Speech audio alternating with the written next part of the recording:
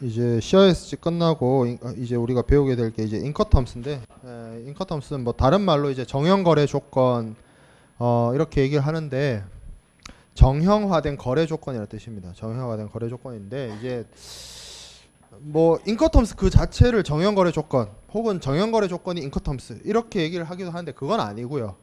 그냥 가장 대표적인 정형거래 조건이 인커텀스인 겁니다. 그래서 정형거래 조건이란 거는 일종의 템플릿 같은 거예요. 그러니까 매도인과 매수인이 우리가 앞에서 살펴봤던 여러 가지 국제 물품 매매 계약의 체결에 앞서서 뭐 합의나 교섭을 통해서 모든 사안을 규율하고 규정하는 것이 바람직한데, 매번 거래할 때마다 그런 식으로 하면 뭐 여러 가지 낭비도 낭비일 뿐더러, 그리고 매도인과 매수인이 미처 생각하지 못했던 부분들 같은 경우에도 문제가 될 수 있고 하기 때문에 법으로나 아니면 규칙으로 이 매도인과 매수인의 어떤 물품 인도나 아니면 물품의 이전 시기나 뭐 물품의 인도 장소나 이런 것들을 미리 사전에 합의를 하는 것이 아니라 사전에 정해놓은 것들 제공해서 거기에 따르고, 만약에 그 템플릿 안에 없어요, 내용이 없으면 어떻게 하면 돼요? 그제서야 매도인과 매수인이 합의하면 되는, 좀 어떻게 보면 그런 측면에서 필요한 게 이제 정형화된 거래 조건입니다. 그래서 이게 일종의 틀 혹은 양식, 폼, 템플릿 뭐 그런 거라고 생각하면 돼요. 그래서 이걸 통해서 매도인과 매수인이 각각의 의무를 쉽게 이해하고, 그리고 어떤 우리가 서식 분쟁 얘기도 했었는데, 이 계약 체결과 관련된 여러 교섭 과정에서의 어떤 낭비나 시간 소모도 줄이고, 그리고 이제 어차피 이게 어떤 세계적인 관습이고 관행이기 때문에 쉽게 자기가 해야 할 일, 매도인이 할 일, 매수인이 할 일, 이런 것들을 쉽게 파악할 수가 있는 장점이 있게 되죠. 그래서 여러 가지 측면에서 장점이 있습니다. 그래서 국제 매매 계약에서 사용되기 위한 매도인의 의무, 매수인의 의무, 뭐 이런 부분, 물품 이전, 위험 분담 이런 것들을 설명하고 규정해 놓은 표준 무역 조건, 표준 거래 조건이다. 이게 가장 대표적인 게 제가 인커텀스라고 했습니다. 인커텀스 외에도 정형 거래 조건이라고 할 수 있는 애들이 있어요. 대표적으로 CIF 계약에 관한 와르소 옥스포드 규칙 뭐 이런 게 있는데, 이게 영어가 와르소 옥스포드입니다. 영어로 와르소가 저 바르샤바 말이에요. 아무튼 뭐 그런 게 있어요. 그런 게 있다 정도로만 합시다. 자, 그리고 미국에서 사용하는 미국 인커텀스는 아니고 미국 정형거래 조건이 있어요. 그래서 그걸 개정 미국 무역 정의 뭐 이렇게 얘기를 합니다. 미국에서 사용을 했고, 한동안은 인커텀스보다는 자국의 어떤 규정이나 자국의 간섭을 더 적용을 많이 했었어요, 미국이. 하지만 이제 인커텀스 2010에 오면서 좀 분위기가 달라지긴 했습니다. 그 부분은 다시 뒤에서 얘기하기로 하고, 자, 그리고 국제상업회의소, 프랑스 파리에 본부를 두고 있는 국제상업회의소, 민간기구입니다. 민간기구인데 이 국제상업회의소가 만든 것이 정형거래 조건 인커텀스입니다. 인커텀스. 자, 인커텀스가 최초로 제정된 건 1936년이에요. 이때가 세계 2차 대전 2년 앞둔 그 전간기라고 하는데, 1차 대전하고 2차 대전 사이 고 한 20년간을 전간기라고 하는데, 그때 만들어졌습니다. 국제상업회의소에서 만들어졌고, 이게 인터내셔널 커머셜 텀스의 앞자 따가지고 만든 게 인코텀스입니다. 인코텀스. 그리고 풀네임은 International Rules for the Interpretation of the Trade Terms 이렇게 돼서 어떤 정형 거래 조건, 트레이드 텀스의 해석에 관한 인터내셔널 룰이다 이렇게 해서 사용이 됐고, 1936년에 사용을 해서 만들어져서 몇 차례의 개정이 이루어집니다. 뭐 거의 10년 주기로 이루어졌는데, 2차 대전 끝나고 53년도 개정이 있었고, 67년, 76년 개정이 있고, 1980년 개정부터 시작해서 요때부터는 이제 10년 주기 개정을 합니다.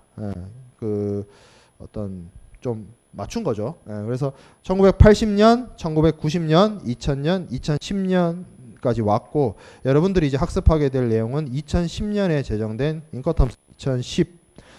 그리고 당연히 내년에 20이 나옵니다. 인커텀스 2020이 나와요. 아마 올해 하반기 정도 되면 이제 국문 번역 나올 것 같은데, 인커텀스 2020이 나오면 기본적으로 전국에 계신 모든 무역학과 교수님들이 교재를 개정하십니다. 책이 다 바뀌어요. 완전 패러다임이 바뀐다고 생각하면 돼요. 실제로 제가 아시는 많은 교수님들도 자신의 교재를 10년 주기 개정하십니다. 이거에 맞춰서. 그래서 여러분들은 2020 버전이 나오기 전에 졸업을 하거나 무역적 수업을 이제 다 학점을 이수하는 방향으로. 그렇죠. 자, 2020년 내년 상반기 국제상학 수업 시간에는 이거 아닐 수 있다는 얘기예요.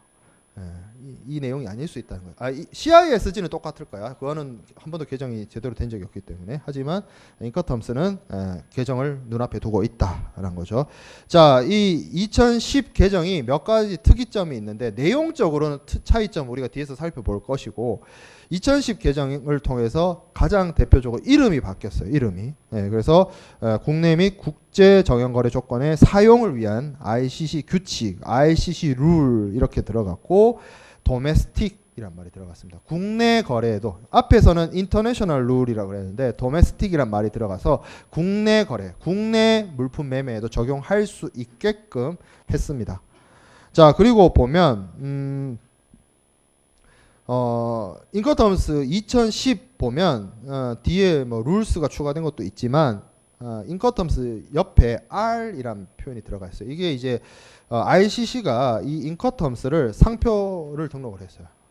그리고 출판물에 대해서 이제 지적재산권을 이제 강하게 이제 뭐 주장하고 있습니다. 그래서 실제로 대학 교재나 이런 데서 인커텀스의 원문을 실으려면 상공회의소에 그 돈을 내야 돼요. 그래서 아마 여러분들 보고 있는 대다수의 책들이 원문이 안 실려 있거나 뭐 그런 경우가 있습니다. 그게 사실 그런 이유 때문이고 저도 강의 자료상으로는 원문을 그래서 제공해 주기가 좀 어려워요. 그래서 이제 내용만 국문 내용만 이제 수업을 진행을 합니다. 근데 거의 빠지지 않고 다 하기 때문에 자, 그래서 이 ICC가 이 인커텀스를 만든 목적은 일단 국제 무역의 어떤 표준적인 해석 내지는 틀을 제공함으로 인해서 각 상위적 그러니까 서로 다른 국가에 존재하고 있는 수출상이나 수입상에 대한 어떤 가지고 있는 불확실성을 제거하기 위함인 거죠. 어떤 계약 합의나 계약 이행과 관련해서 불필요한 어떤 오해라든지 불필요한 분쟁을 예방하는 효과를 누리고자 일종의 어떤 틀을 만들고자 했던 거죠. 기준을 만들고 싶었던 거죠. 자, 그래서 인커텀스 2010은 구성이 이렇게 되어 있습니다. 일단 오늘 공부하게 될 서문이 있고요. 인트로덕션 해가지고 서문이 있고 11가지 규칙이 있습니다. 11가지 규칙은 EXW부터 이렇게 해서 쭉 순차적으로 규정이 되는데 이 각각의 규칙 앞에는 가이던스 노트라고 해가지고 뭐 안내서, 지침문, 이거 안내서, 지침문 이거 교수님들마다 해석을 달리 해가지고 영어로는 가이던스 노트입니다. 설명서, 그렇죠? 그런 것들 두고 있어요. 그 설명서는 뭐 별다른 게 아니고요. 그 각각의 인커텀스 규칙들을 제대로 설명하고 있습니다. 어떤 경우에 써라. 이 경우에는 뭐 물품의 인도는 어떻게 해라. 위험은 어떻게 해라. 뭐 운송 보험은 어떻게 해라. 뭐 이런 식으로 설명이 되어 있습니다. 그리고 그 지침문이 끝나면 매도인의 의무가 A1에서 A10까지. 그리고 매수인의 의무가 B1에서 B10까지. 그래서 쭉 대칭되게 무슨 데칼코마니처럼 거울처럼 이렇게 대칭으로 이렇게 규정이 되어 있습니다. 그렇게 구성이 되어 있죠. 자, 그래서 우리가 오늘은 이제 인커텀스 2010의 본문을 못 보고 서문만 오늘 다 보려고 하는데 이제 뭐 FOB, CIF 그게 뭐 중요하니까 그거부터 이렇게 막 하시는 경우도 있는데 다른 책이나 다른 교수님들은 근데 이제 서문이 생각보다 중요합니다. 서문이.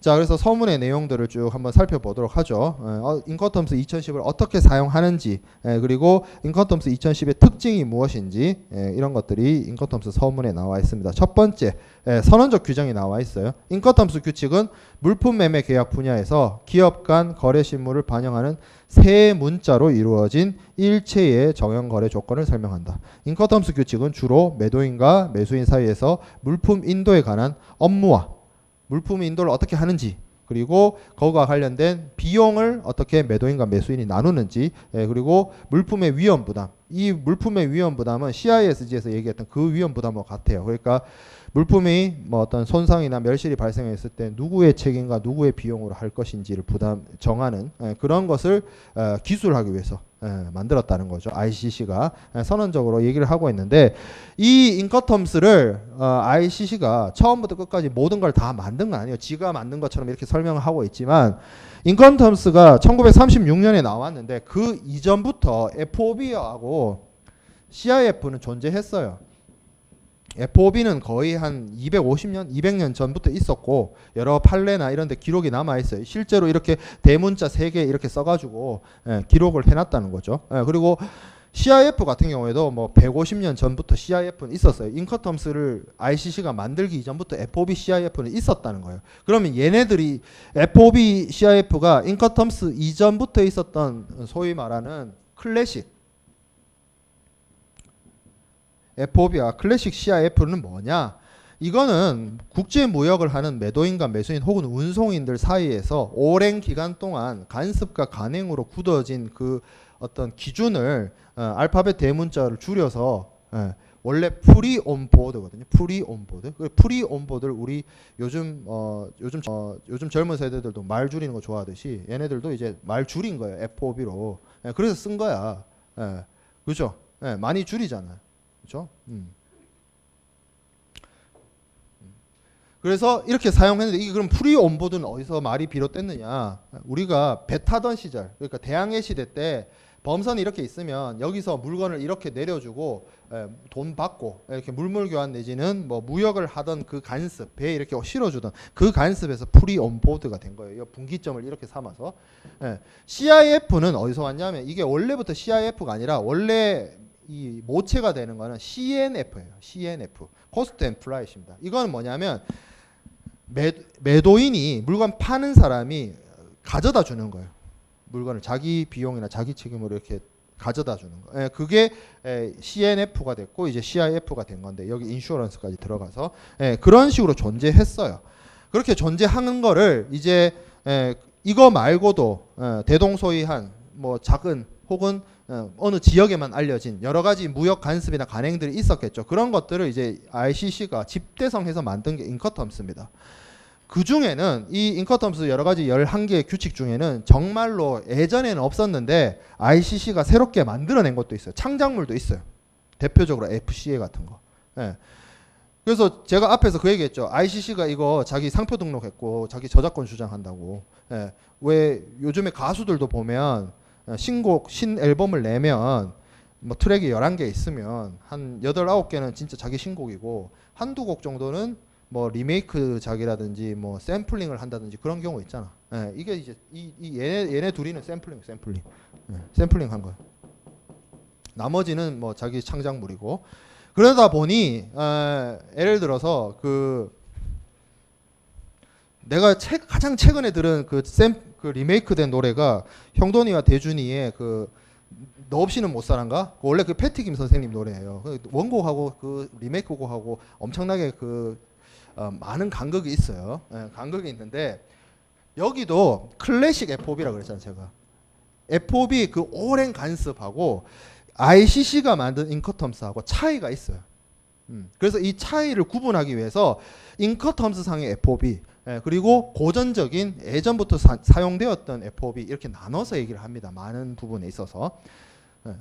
세상의 모든 FOB가 다 똑같지 않아. 그리고 우리가 공부를 하겠습니다만 인커텀스 2000에서 말하는 FOB와 인커텀스 2010에서 말하는 FOB도 달라요.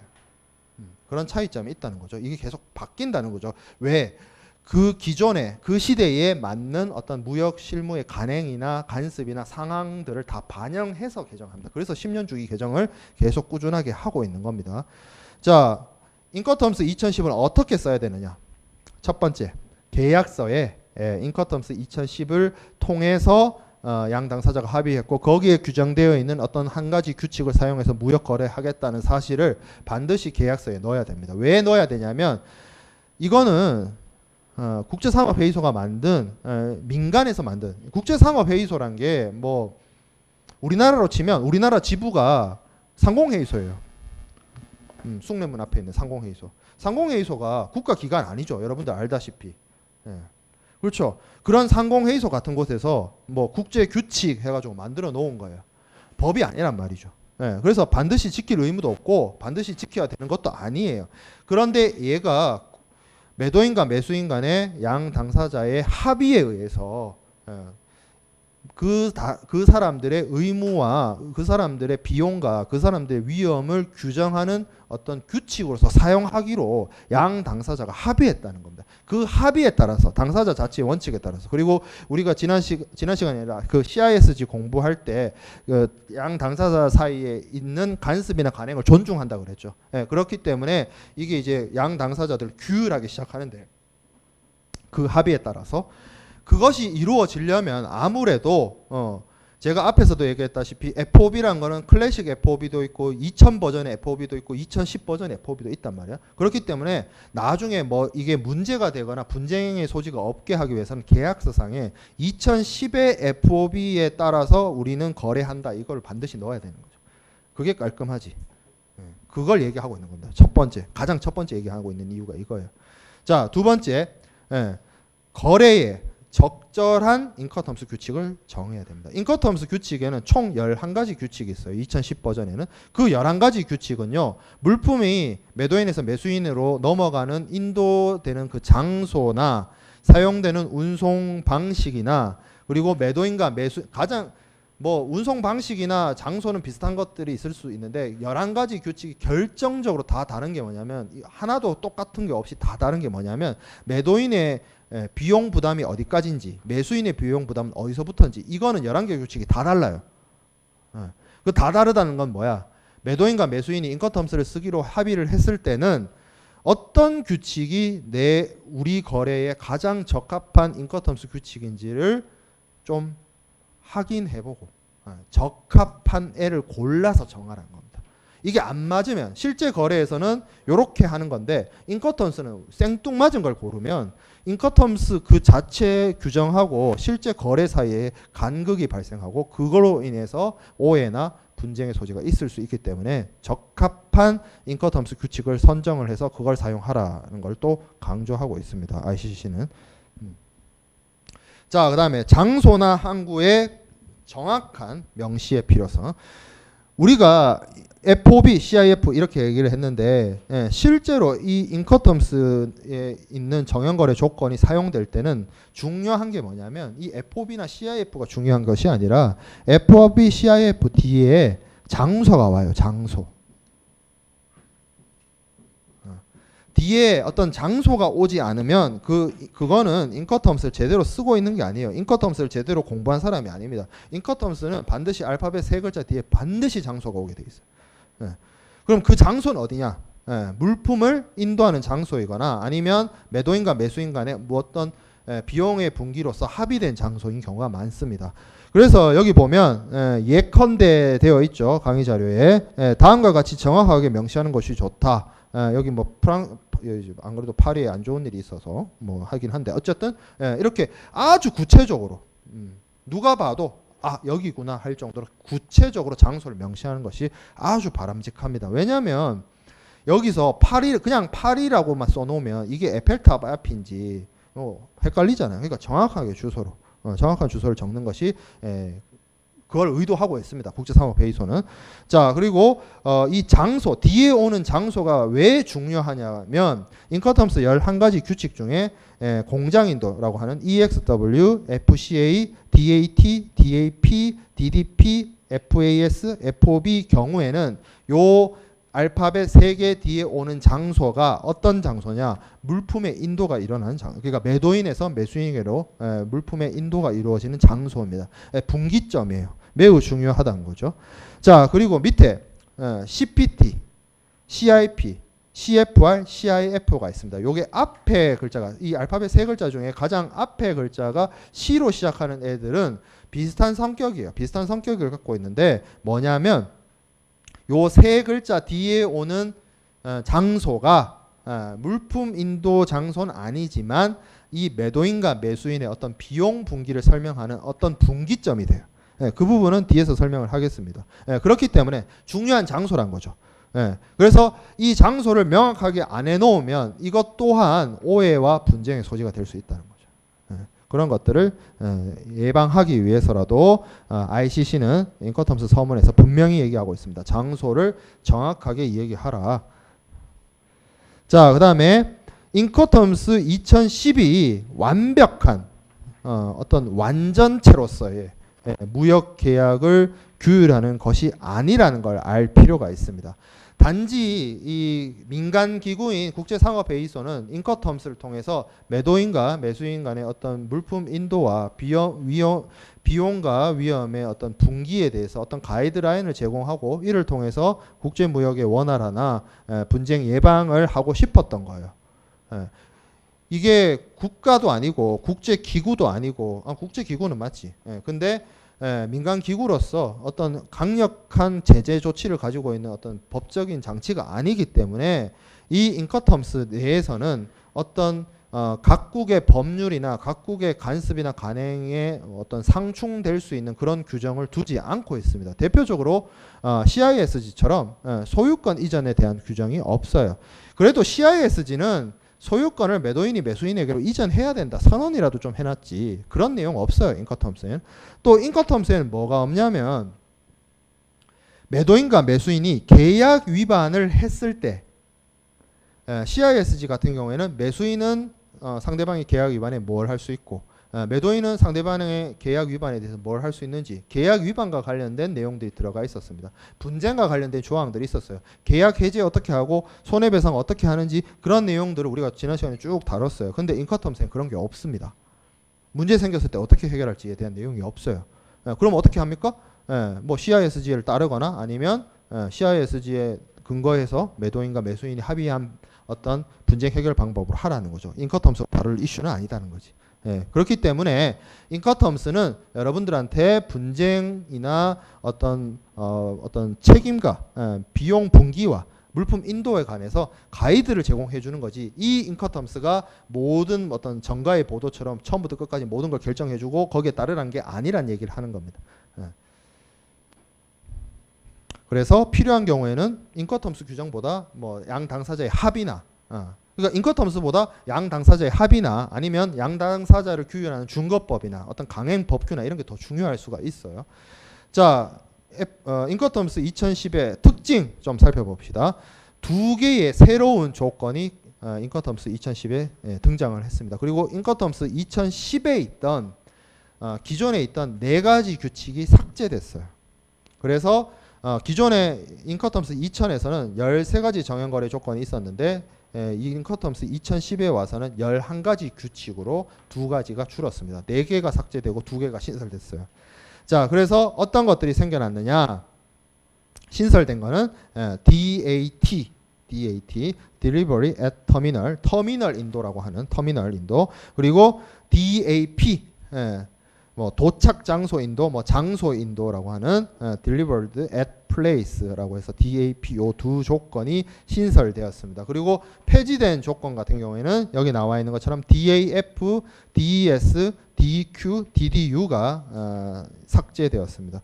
그래서 요 차이점이 뭐냐면 그 다음 쪽에 여기 풀네임이 나와 있는데 DAF 같은 경우에는 Delivered at Frontier라고 해서 국경 인도라고 했습니다. 그러니까 수출국에서 수입국으로 넘어갈 때 그 국경선이 있을 거 아니에요. 그래서 매도인이 매수인에게 국경선 그때쯤 어디서 이제 물품을 넘겨준다라는 의미로서 DAF가 사용됐고, 그리고 DES, DQ가 있는데 Delivered X10 X카입니다. 이게 뭐냐면 매도인이 매수인에게로 물품을 넘겨주는데 수입국 목적항에서 선박에 실어서 보낼 거 아니에요. 그래서 그 선박, 주 운송수단인 선박에 실린 상태로 목적항에서 매도인에서 매수인에게로 물품 인도가 이루어지게 한다라는 것이 DES였습니다.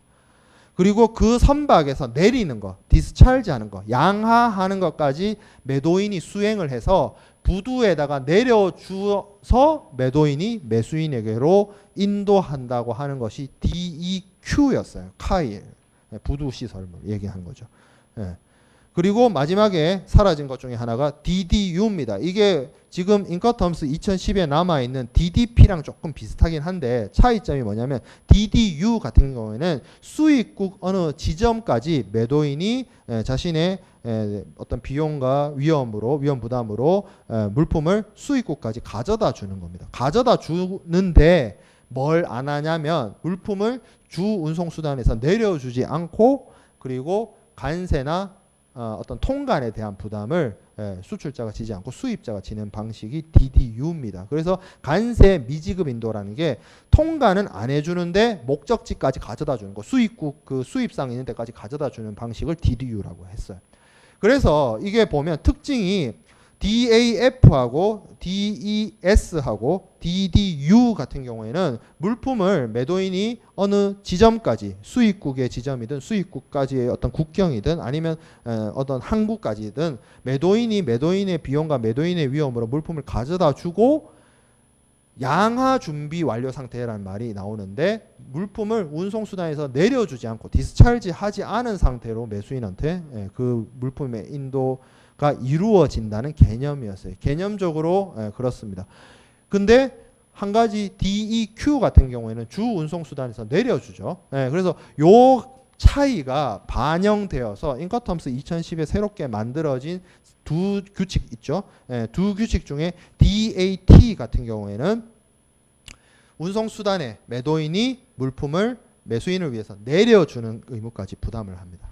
그리고 DAP 같은 경우에는 양하 의무, 그러니까 운송수단으로부터 하물을 내리는 의무는 매도인의 부담이 아니라 매수인의 부담이고 매도인은 뭐까지 하느냐? 내릴 수 있는 준비 상태까지만 매도인이 부담하도록 하는 것이 이어지고 있어요. 그래서 앞서 얘기했던 것처럼 DAF, DES, DDU는 DAP로 갔고 DEQ는 DAT로 갔습니다.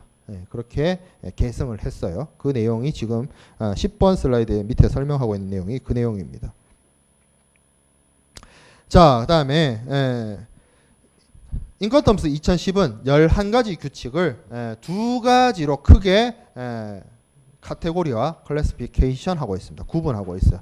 요게 뒤에서도 보겠습니다만 예전에 인커텀스 2000 버전에서는 인커텀스 13가지 조건들을 4가지로 나눠놨어요. 그때 4가지로 나눌 때 뭘 기준으로 나눠놨냐면 알파벳 제일 첫 번째 글자를 기준으로 나눠놨어요. 그래서 뭐 E 조건이라든지 F 조건이라든지 C 조건이라든지 D 조건이라든지 그런 표현들이나 그렇게 구분되어서 나와 있는 책들이 지금도 시중에 있어요. 인커텀스 2010이 지금 나온 지가 9년이 넘었는데도 불구하고 그건 이제 쉽게 말해서 2000에서 카테고리화 하던 방식인 거예요. E그룹, F그룹, C그룹, D그룹 이렇게 나누는 거. 그거는 2000 방식이고 2010에서는 어떻게 얘네들을 구분해 놨냐면 크게 2가지로 나눕니다. 그 나누는 기준은 사용할 수 있는 운송 방식에 따라서 나눠요. 첫 번째가 뭐냐면 단일 또는 복수의 어떠한 운송 방식이든 쓸 수 있는 경우. 운송수단 상관없이 쓸 수 있는 경우예요. 쉽게 말해서. 그러니까 해상 운송에서도 쓸 수 있고요. 항공 운송에서 쓸 수도 있고요. 철도 운송에서도 쓸 수 있고요. 도로 운송에서도 쓸 수 있고 그리고 뭐도 할 수 있다. 복합 운송에서도 사용할 수 있습니다. 2가지 이상의 운송수단이 결합되어 있는 형태에서도 쓸 수 있어요. 그게 7개가 있습니다. EXW, FCA, CPT, CIP, DAT, DAP, DDP. 요게 7가지에 해당이 되고 나머지 4가지 FAS, FOB, CFR, CIF는 해상 운송과 내수로 운송에 사용하기에 적합한 규칙이다라고 되어 있습니다. 내수로는 뭘 말하냐면 하천이나 호수나 운하를 말해요.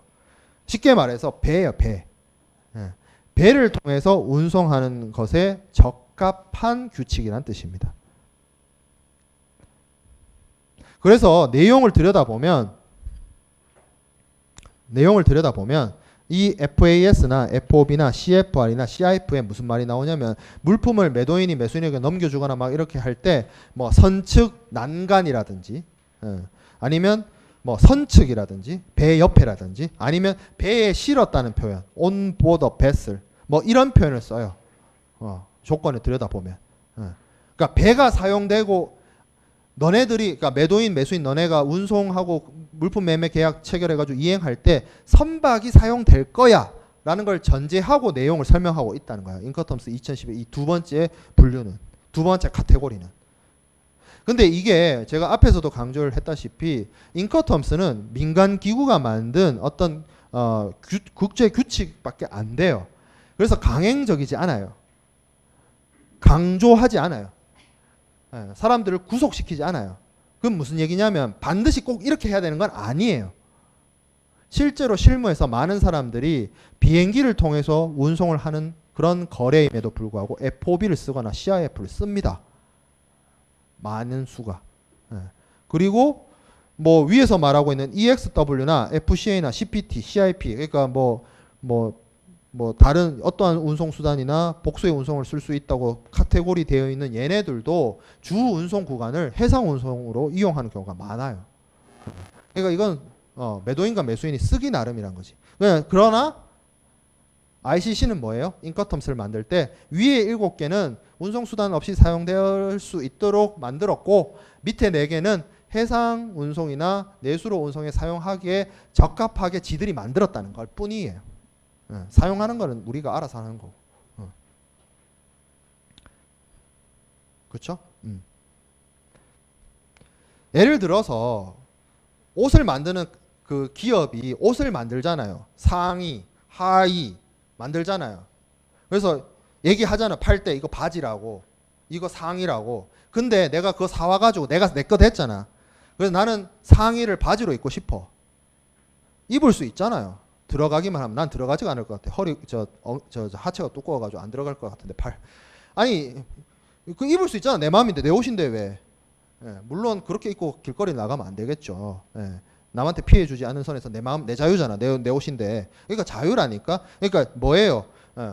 인커텀스를 제정한 쪽에서는 거의 뒤에서 보게 될 모든 규정이나 내용들이 그렇습니다. 이거를 실제로 사용할 매도인, 매수인, 무역 거래 당사자들한테 어떤 기준을 제시해 주고 싶고 어떤 가이드라인을 제공해 주는 거지 반드시 따라야 된다. 그게 아니에요. 여기 나오는 모든 규정들은. 매도인과 매수인의 합의나 매도인과 매수인의 어떤 필요에 의해서 바뀔 수도 있고요. 그렇게 적용 안 할 수도 있고 자기들 마음대로 변형해서 사용할 수도 있습니다. 그래서 그 변형과 관련된 내용이 뒤에 나와요. 자, 그래서 인커텀스 2010에서는 모든 운송 방식을 위한 규칙으로서 7가지, 해상 내륙 수료를 위한 운송 방식으로서 4가지를 규정하고 있습니다. 자, 그리고 15번 슬라이드에 있는 내용은 지금 현재 있는 그 인커텀스 2010의 11가지 규칙을 인커텀스 2000에서 구분하는 방식. 그러니까 E그룹, F그룹, C그룹, D그룹으로 나눠 놓은 겁니다. 이렇게 나누지 않았어요. 실제 인커텀스 2010 원문을 들여다보면 이런 구분이 없어요. 그건 2000에서 사용하는 방식이야. 근데 이 2000에서 사용하는 방식으로 11가지 규칙을 왜 나눠 놓냐면 이렇게 묶여 있는 애들 있죠. 알파벳 3글자 중에 그 앞에 글자끼리 같은 애들끼리 묶어 놓으면 얘네들이 성격이 비슷해. 그렇게 만들었지. 그렇게 의도를 가지고 만들었으니까 성격이 비슷해요. 그래서 지금도 많은 수의 책들이나 많은 교수님들이 그렇게 설명을 하세요. 인커텀스 2000 기준으로 2010을 설명하는 그런 문제가 생겨나고 있는데 보면 E그룹, EXW 같은 경우에는 물품의 인도가 수출국에서 이루어집니다. 수출국에서. 선적지에서 이루어져요.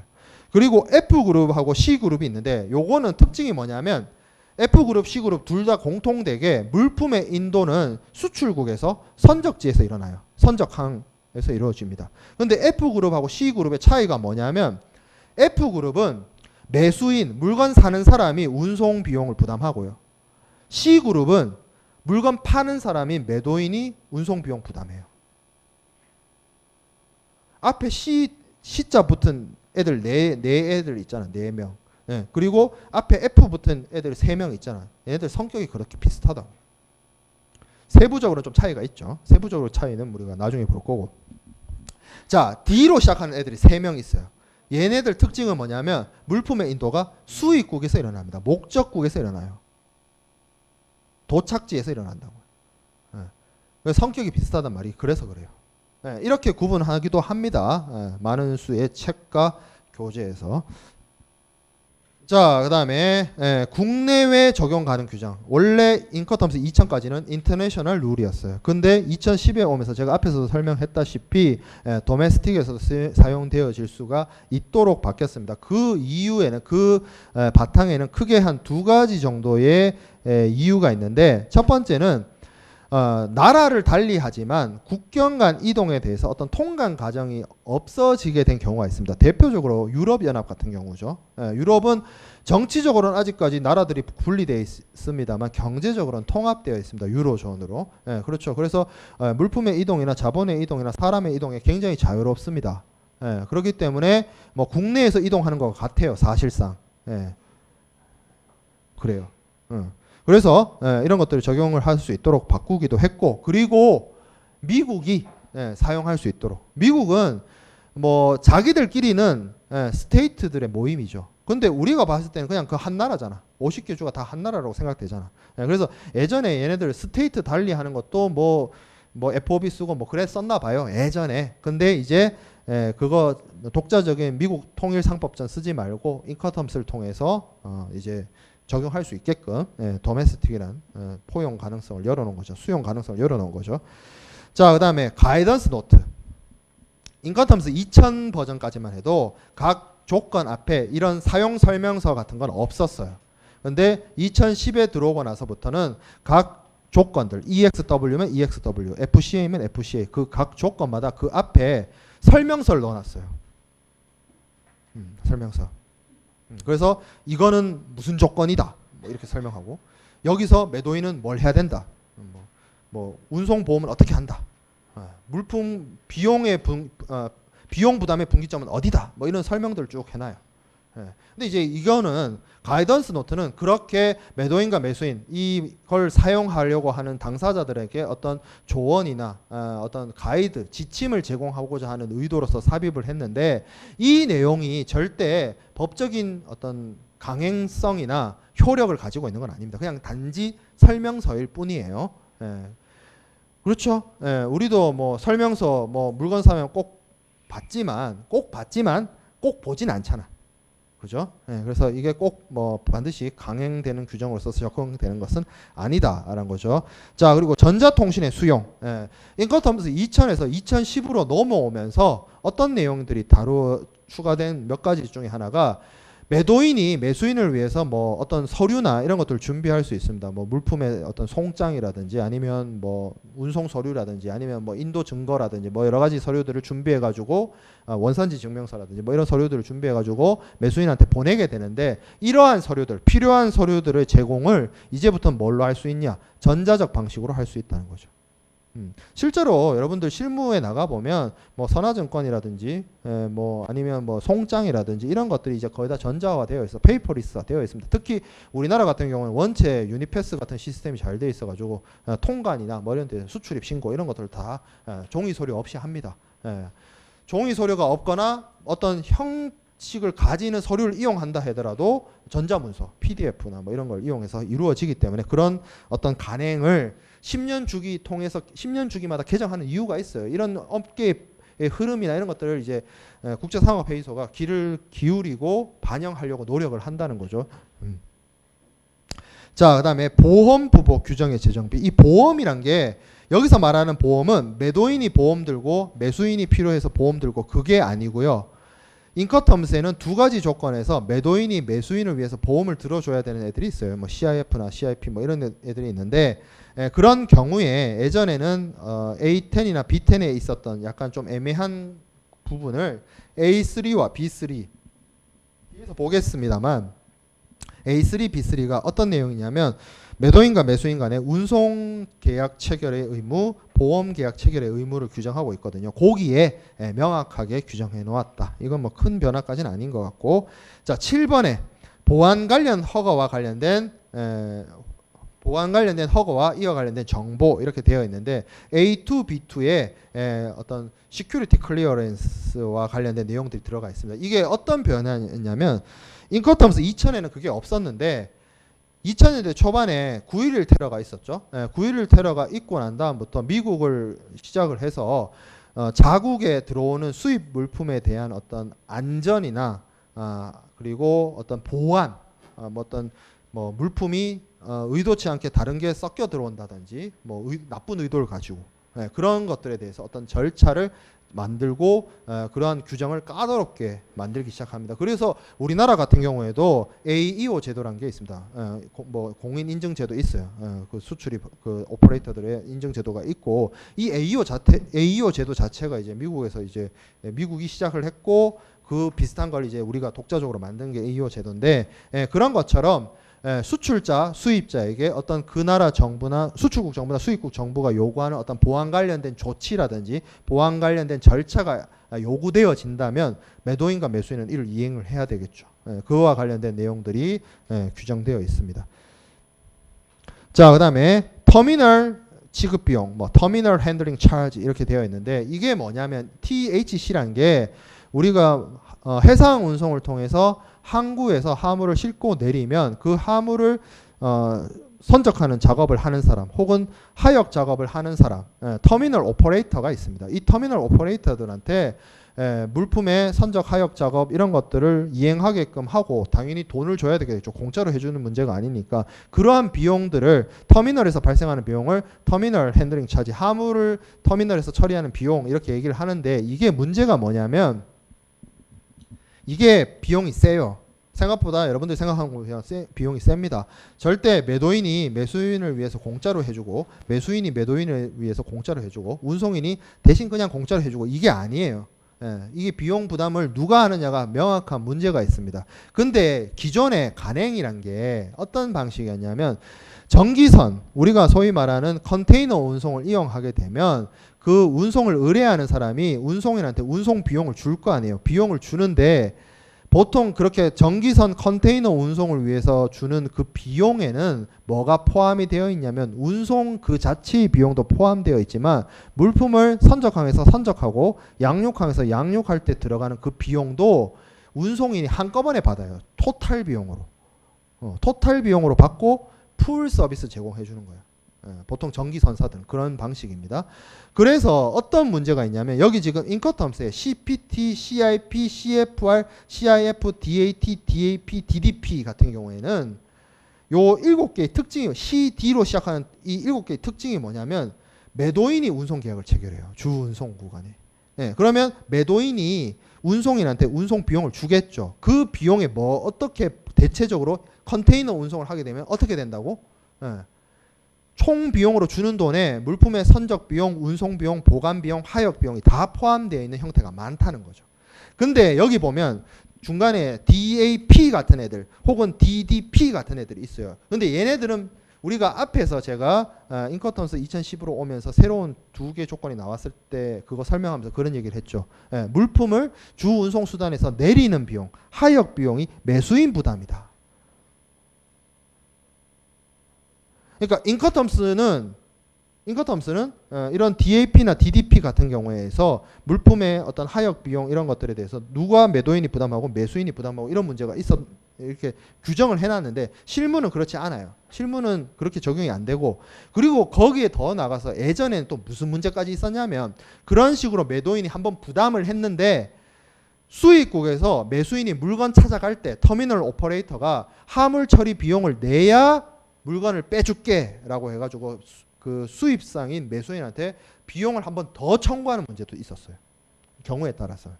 이중으로 들어가는 거죠. 돈이. 그런 문제도 있었어요. 그래서 이 인커텀스를 제정한 ICC가 얘기를 합니다. 어떻게? A6와 B6에다가 비용 A6, B6는 뭐냐면 매도인의 비용 부담 매수인의 비용 부담 그거 관련된 내용이거든요. 그래서 하역 비용을 물품의 하역 비용을 누가 부담할 것인지 매도인이 부담할 것인지 매수인이 부담할 것인지에 대해서 구체적으로 기술합니다. 예전에는 그냥 운송 비용 이렇게 해가지고 뭐 매도인이 부담하고 매수인이 부담하고 이런 식으로 했는데 인커텀스 2010부터는 하역 비용 누가 부담한다 이렇게 정확하게 이야기를 합니다. 근데 그렇게 정확하게 이야기한다고 해서 실무 간행이 바뀌느냐? 안 그렇죠. 실제로 DAP 거래를 한다고 치면 제가 앞에서도 얘기했다시피 하역 비용을 매수인이 부담해야 되는데 DAP 거래를 한다고 해놓고 매도인이 전기선을 이용하면 컨테이너 운송을 이용하면 매도인이 내는 컨테이너 운송 비용에 하역 비용이 들어가 있어요. 실무랑 인커텀스랑 얘기가 다른 거지. 간격이 생길 수밖에 없어요. 이건 그런 문제가 있습니다. 자, 그 다음에 연속매매. 우리가 그 앞에서 CISG 공부할 때 제가 운송 중 전매에 대해서 이야기를 했습니다. 실제로 많은 수의 철강석이나 석탄이나 원유 같은 그런 벌크 화물 같은 경우에는 물건을 받는 사람이 정해지지 않은 채로 선적되기도 하고 운송 도중에 수차례의 물품을 받을 사람이 바뀌기도 합니다. 그런 간행이 실제로 있고 그렇게 많이 거래가 이루어집니다. 그래서 그러한 간행을 인커텀스도 받아들였어요. 그래서 우리가 앞에서 해상 운송에 사용하기에 적합한 운송 규칙들이 있었죠. FAS라든지 FOB라든지 CIF라든지 CFR이라든지 그런 애들 들여다보면 매도인이 매수인을 위해서 해상 운송에 적합하니까 물품을 선적해줘야 되죠. 배에 실어 보내줘야 되죠. 매도인이 매수인한테 물건 보내주기 위해서 배에 실어서 물품을 선적해야 되는데 물품을 선적해야 된다는 거 외에도 무슨 말이 들어가 있냐면 프로큐어란 말이 들어가 있습니다. 조달이란 말이 들어가 있어요. 이 조달이란 말은 뭐냐면 매도인이 직접 자기가 준비해가지고 물품을 선박에 실는 것이 아니라 이미 다른 사람이 선박에 실어 놓은 화물 혹은 다른 사람이 선박에 화물을 실어 가지고 운송 중에 있는 화물을 뭐 하면 돼? 사가지고 매수인한테 보내주면 그것도 매도인이 매수인한테 물품의 인도 의무를 다한 게 된다는 거예요. 그렇잖아요. 어차피 매수인이 받는 물건은 매도인이 준비한 석탄이든 다른 사람이 준비한 석탄이든 석탄만 받으면 돼. 그러면 매도인이 선적항에서 석탄을 실어서 보낼 수도 있지만 이미 실려있는 선박을 수배하거나 아니면 저기 어디쯤에 중간에 가고 있어요. 태평양 어디쯤에 가고 있는 애를 그 주인한테 얘기해가지고 내가 그거 좀 살게. 웃돈 주고 살게. 사가지고 그 매수인한테 보내줄 수 있다는 거죠. 어떻게든 보내주면 되니까.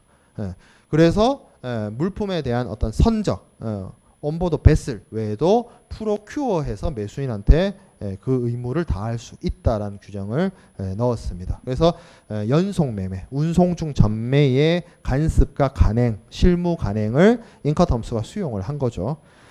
자, 그다음에 변형, 인커텀스의 변형. 제가 앞에서 웃도리를 사가지고 바지로 입을 수 있지 않느냐. 내 자유니까. 그렇게 얘기를 했는데 실제로 인커텀스는 그 인커텀스를 사용하는 사람들한테 강제하지 않아요. 그래서 인커텀스의 내용을 자기 입맛에 맞게끔 자기 필요에 맞게끔 매도인과 매수인의 합의에 맞게끔 바꿀 수 있습니다. 그러면 바꾸게 되면 문제가 바꾸는 것까지는 오케이야.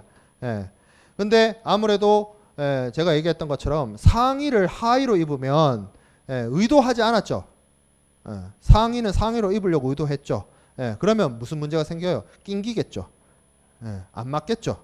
마찬가지로 인커텀스도 그렇게 변형해서 사용할 수 있는데 무슨 문제가 생겨요? 실제 거래와 인커텀스 규칙 간에 간격이 생겨납니다.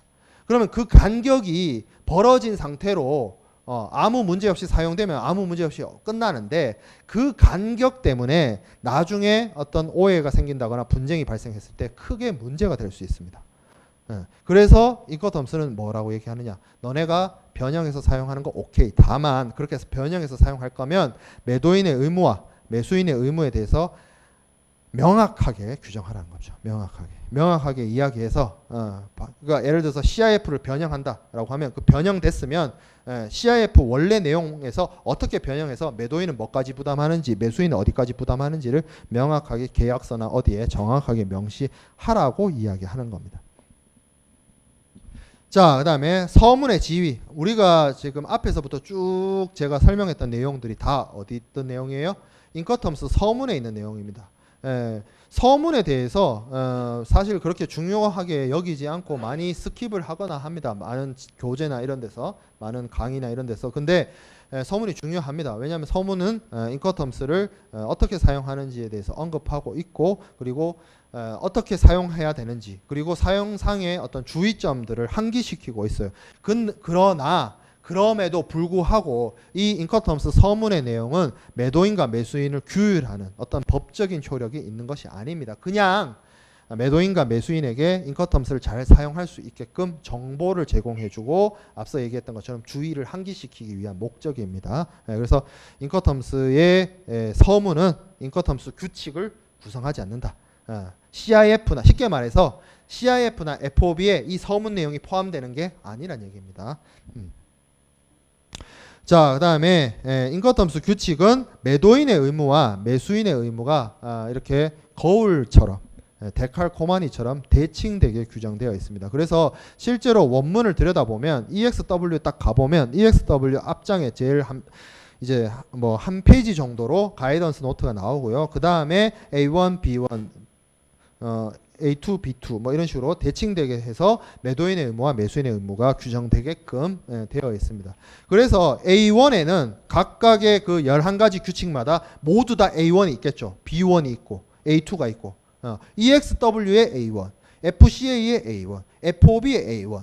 그러니까 A1이 총 11개가 있는 거고 B1이 총 11개가 있는 거예요. 각 규칙마다 다 그런 식으로 되어 있는 겁니다. 자, 그래서 A1에는 무슨 내용이 나오냐면 일반 의무, General Obligation이 나옵니다. 그래서 누구의? 매도인의 일반적 의무. 그리고 B1에는 대칭되게 매수인의 일반적 의무가 나옵니다. 자, 그 다음에 A2, B2는 제가 앞에서 보안 관련 통관 얘기했었는데 그래서 라이센스라든지 뭐 허가, 인허가 필요한 사항들 수출입하는데 뭐 매도인이 인허가를 받아야 된다. 뭐 매수인이 인허가를 받아야 된다. 뭐 그러면 그런 사항들을 이제 규정을 해놨겠죠. 그리고 보안 관련된 절차, 뭐 AEO라든지 뭐 그런 내용들이 여기에 담깁니다. 자, 그리고 A3와 B3에는 운송 계약과 보험 계약의 의무가 있다라고 한다면 내용이 담겨요. 여기 담깁니다. 매도인이 뭐 어떤 운송을 매수인을 위해서 해줘야 된다. 매도인이 매수인을 위해서 보험을 들어줘야 된다. 이런 규정들 같은 경우에는 A3, B3에 규정이 되어 있죠. 자, A4와 B4는 각각 좀 제목이 좀 다르죠. 그래서 A4는 물품의 인도, 그리고 B4는 물품의 인수겠죠. Taking Delivery고. 자, A5, B5는 위험의 이전입니다. 이 위험은 앞서 얘기한 것처럼 CISG에서 우리가 봤던 것처럼 물품의 멸실 손상에 대한 위험을 누가 부담하는 것이냐에 대한 규정이 나와 있고 어느 시점에서 물품의 위험 부담이 매도인에서 매수인에게로 넘어가느냐에 대한 내용이 여기 담깁니다. 자, 그리고 A6와 B6 여기는 매도인은 비용 부담을 어디까지 하고 매수인은 어디서부터 하고 두 사람의 비용 책임, 비용 부담의 구분, 분기점을 설명하고 있어요. 대동소이하게 위험의 분기점을 따라갑니다. C조건 빼고. C조건을 제외하면 거의 위험이 넘어갈 때 비용도 같이 넘어가요. 그 부분에 대한 거는 뒤에서 다시 공부하기로 하고 A7과 B7 뭐 거래를 하는 데 있어서 매도인이 필요하면 매수인에게 내용을 알려야 할 것이고 매수인도 필요하면 매도인에게 내용을 알려야겠죠. 그런 내용들이 담기고 자, 그 다음에 A8과 B8 물품만 넘겨주는 게 아니라 CISG에서도 물품 인도 의무와 함께 뭐였어요? 서류 교부 의무도 있었잖아. 그렇죠? 그래서 매도인이 필요한 경우에는 뭐 송장이라든지 원산지 증명서라든지 포장 명세라든지 적화 목록이라든지 이런 거 서류들을 매수인에게 넘겨줄 필요가 있으면 이러한 서류들을 넘겨줘야 되고 반대로 B8의 매수인 의무의 경우에는 뭐예요? 물품을 받았다는 것을 입증할 수 있는 입증의 증거. 그래서 인도 증거. 이런 것들을 내가 물건 받았습니다라는 증거를 매도인에게 보내줘야 되는 상황이 있을 수도 있습니다. 그런 경우. 자, 그 다음에 A9과 B9에는 물품에 검사가 들어가는데 똑같은 우리말로는 검사인데 영어 단어가 좀 다릅니다. 자, 그래서 매도인의 쪽에서는 체킹, 물품을 보낼 때 이거 한번 그냥 덮어놓고 보내지 않죠. 맞는지 제대로 이거 물건 가는지 물건 파는 사람 입장에서도 한번 점검해 볼 거 아니야. 그래서 그런 의미로서 점검해 본다는 의미에서 체킹이고 그리고 포장 잘 해서 보내야 되겠죠. 포장 잘 하는 거에 어떻게 보면 매도인의 의무니까. 자, 그리고 필요한 경우에 하인도 찍어서 보내야 됩니다. 다른 화물하고의 구분이나 다른 화물과의 어떤 특정을 시키기 위해서는 화인이나 이런 표시들이 필요합니다.